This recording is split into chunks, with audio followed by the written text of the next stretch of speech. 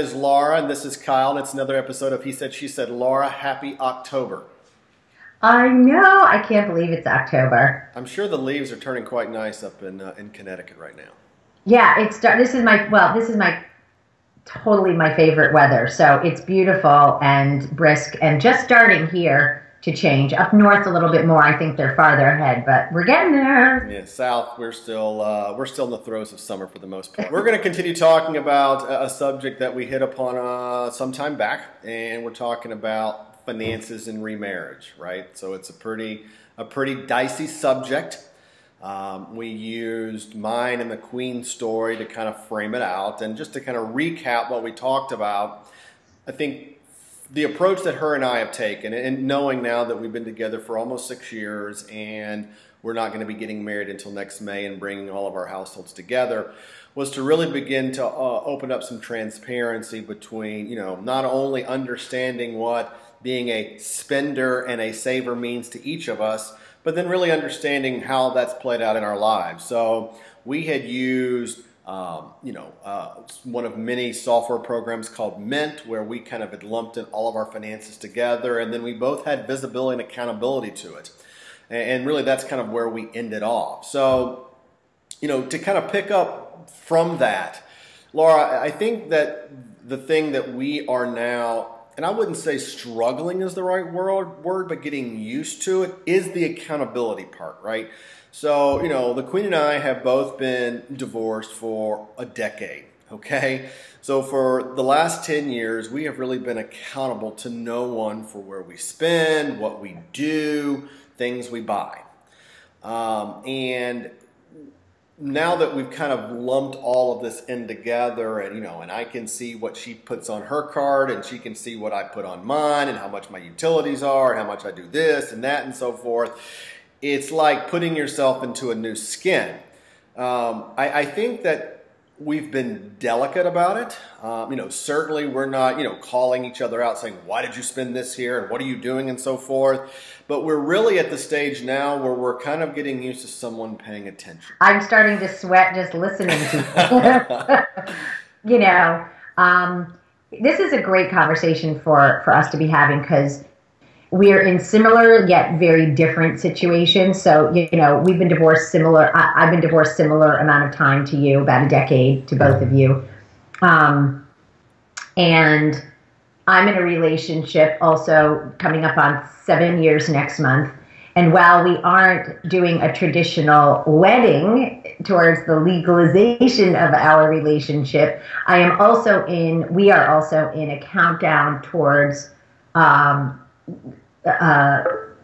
partnering, coming together in a new way, as my youngest graduates this coming June, and Drew works in another state, and we are going to be, for the first time, I'm going to sell my home, and we're going to choose a new home together.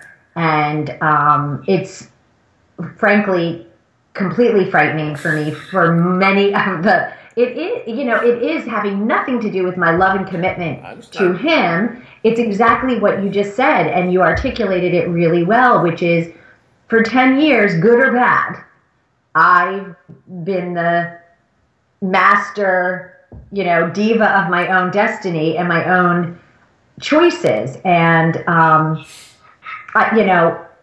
the other thing that I want to throw in here that we haven't stated, and may not be something that you two are experiencing, but Drew and I we have different income levels. Where we are in our careers and what we want to do as vehicles for income generation are evolving and changing. So something we struggle with is how to have these conversations that honor our intentions, but also take into consideration the realities. And that's something that has just come up for us, which is, I know where we want to be, and I have firm confidence that we will get there financially. But today there are very significant realities that we have to work around. And they're hard to talk about. And I want to back up and point on a couple of things that you had mentioned. The first reality that you mentioned is you know where you want to be. Does he know where he wants to be, and do those two coincide? Because if that's not there, if you want to retire and move to Key West, and he wants to live up in the mountains, something as basic as that's going to be a problem. Okay, absolutely. Somebody's going to have to either, we're going to have to buy two places and split the time or whatever. So I think that when we talk about and we mentioned this last time, where our goals are, it really becomes as basic as that, right? But one of the things that I think that gets lost quite often, and you mentioned earlier the fear, your fear of doing this. And I think that fear comes from a perceived loss of autonomy. I think it comes by way of, flashbacks from maybe prior marriages where, you were in a relationship or marriage with someone, man or woman, and they really were kind of controlling with the finances. Or maybe you got divorced and you were left with nothing and you don't want to put yourself in that situation again. And I think a lot of times those types of fears are most often voiced by women, okay?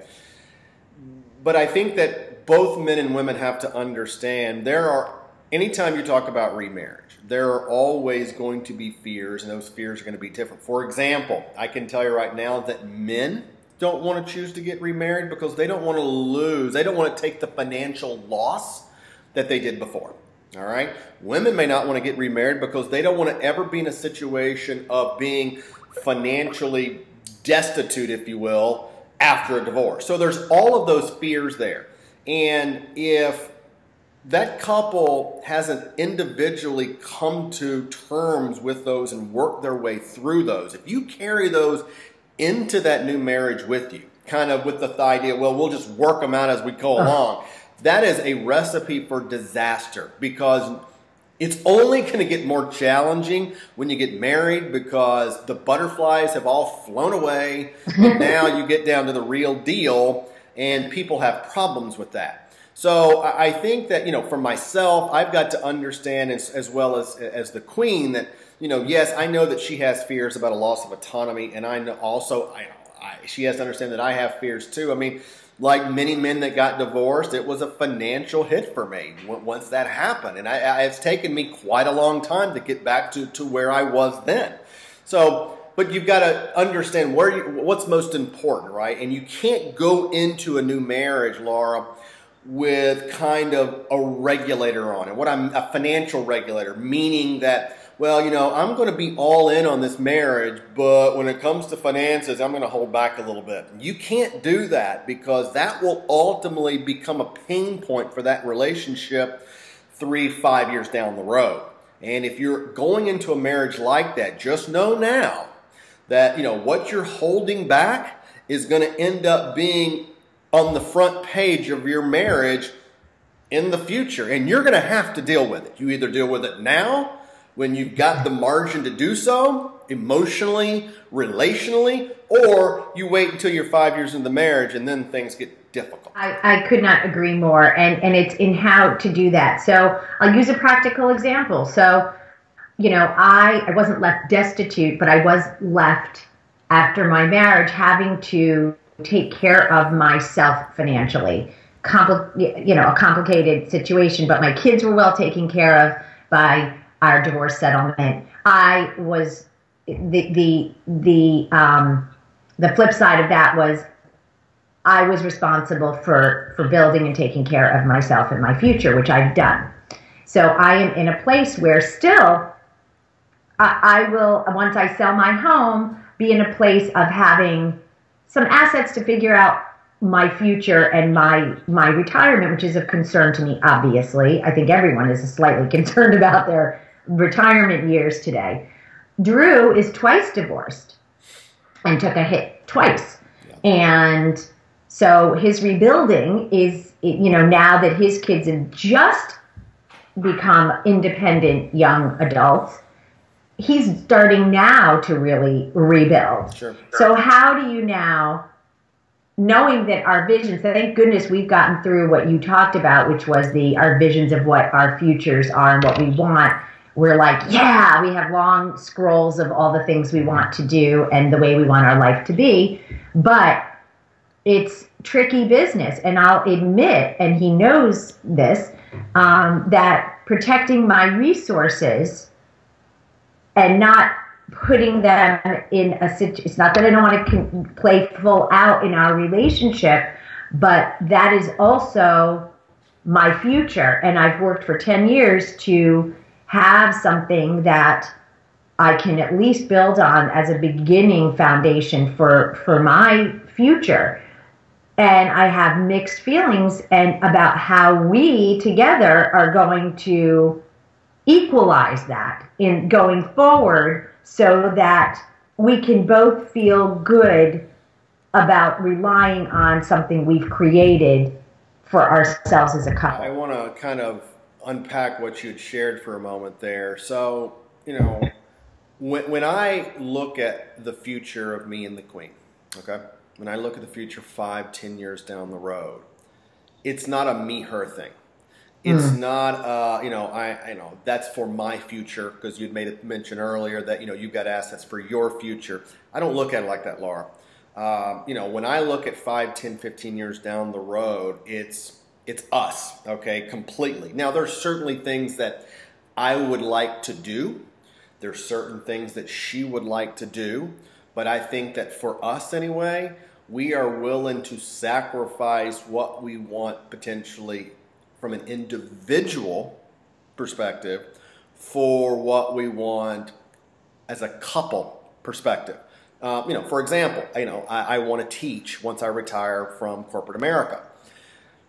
Does that mean that I need to teach in one area versus the other? No. We've got certain places that we would like to go and things that we would like to ultimately do. But, I'm willing to sacrifice some of those things for, well, really all of them, quite frankly, for the betterment of, the marriage long term. Now, people will hear that and think that I'm being really naive. There's a fine line, Laura, between realism and pessimism, okay? It's very, very thin.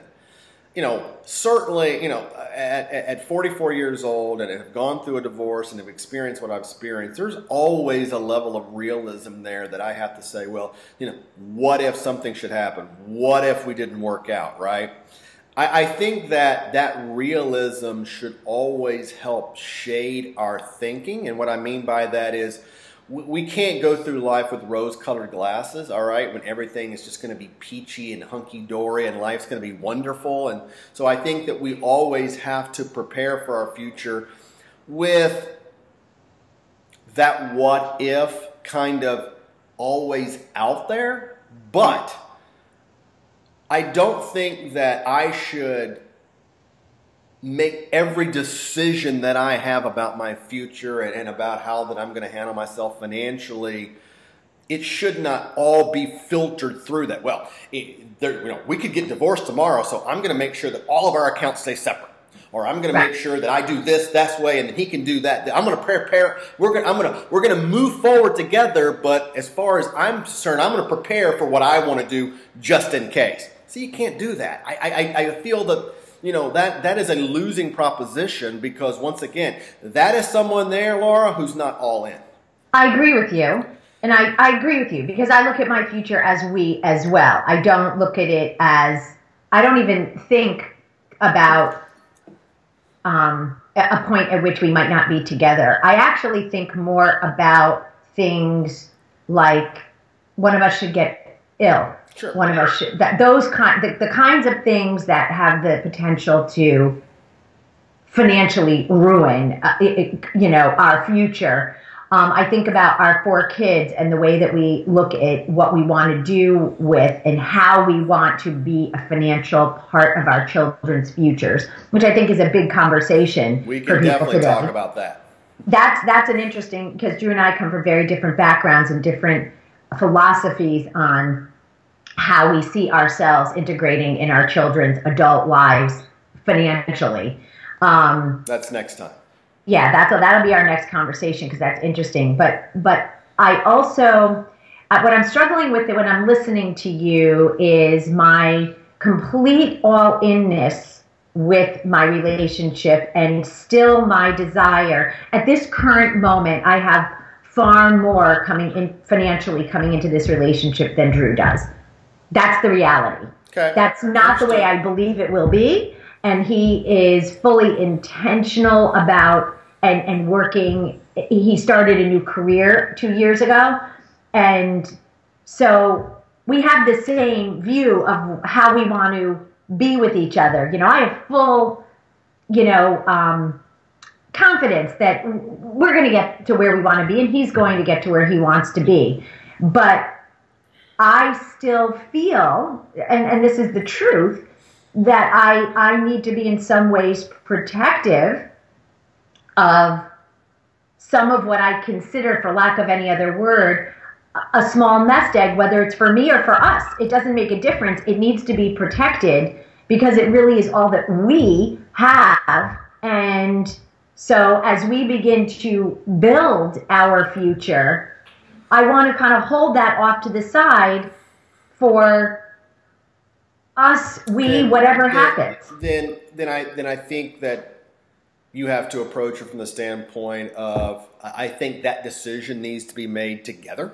Yes, absolutely. I think that you and him need to sit down and understand that, because usually, right, anytime two people come in from, prior relationships and it's a remarriage, or, in your case, a long-term relationship that, will look like a marriage but not be that in, name and only, there is always going to be someone, Laura, who's usually bringing in more than the other, okay? Of course. Quite often, I'm just going to say it how it is, the one that's bringing in more feels, I guess, a more of a sense of entitlement, because they're the ones that are going to be the larger contributor to the future. And quite often the one that's not bringing in as much feels a little bit guilty about that, right? There's a little bit of guilt there, and there's a little bit of concern, because that tells me they may feel the exact same way if the roles were reversed. Right. So right. I think that from your perspective, you and Drew should probably, I think you got to make that decision together, right? He needs to feel that you aren't keeping one foot out of the relationship, okay? Correct. And if he feels that way, because then it shows that you respect his decision, you want to make sure that he's involved in the decision as well, and though while it may be quote-unquote your assets, from a decision-making perspective, you guys are approaching that together as a couple. And I think if you do that, then you create a precedent where both of you feel that you were equally involved in the financial decision making, and no one is going to believe that they're being left out or ostracized because they're quote unquote not bringing as much in. What I am really proud of is that we are having those conversations and we are separating, because it's very hard to do that, to separate what you're talking about, to be able to say, we together have to make decisions about our future. And that's what I meant earlier, where our intentions and our decisions and our dreams and what we're creating is separate from the current reality right now. So there are certain things. But that's the way most of us are. Exactly. But I think that for many, and many who may be listening to this, you have to work really hard to get to the place in your relationship where you can have these incredibly transparent, very vulnerable, very open conversations, and not get, I've seen it before, I've experienced it before, get sucked into a vortex in those conversations that's around emotions, that's around are you really fully committed? Are you, it starts to become, for us, I don't want that. I never want that to become the issue. We stated from the beginning our commitment to each other and our relationship is there. Nothing we speak about regarding the financial end or building our future, no matter what we say, we kind of have come to an agreement that it does not show and reflect any lack of commitment to our relationship. And I've needed to separate that so that we can have the conversations that we need to have. Final thoughts, Laura. Final thoughts. I think my final thoughts are, and again, you're talking 6 years in a relationship. I'm talking coming up on 7. That if you're in a relationship and you're trying to have these conversations after 6 months or 12 months, the likelihood is they're not going to go well. I think that it takes time. I think that relationships need to, you need to give it the time and the space to build that kind of trust, that kind of habit of transparency in communication and in building your relationship before you tackle these remarriage issues or the coming together. I said this in one of our videos, and I'm going to say it again. It's not as like, oh my God, I'm so happy. We're moving in together. We're going to be together. Yay! It doesn't happen like that. That's not going to, it's not going to work. So take the time to build the trust and the transparency in your relationship before you tackle these kinds of situations. Remarriage needs to marinate before we actually put it on the grill. And what I mean by that is you really have to work out all of these different dynamics. You know, how does he feel about this? I mean, when we talk about the kid thing next week or next time, man, that is dangerous. And I can tell you that there's a lot of people that struggle with that very topic. So these are things that, you know, take time. You've got to be patient. You've got to have a lot of grace. You've got to be willing to take it slow. Yeah. So that, you know, when you come across these things, and they're going to come, it's not a matter of if, it's a matter of when. You've built up enough emotional and relationship credit to work through them, but you also have to be willing to give some of those things up for the betterment of the relationship or marriage. And I think a lot of people struggle to do that. I agree. Until next time. Yay.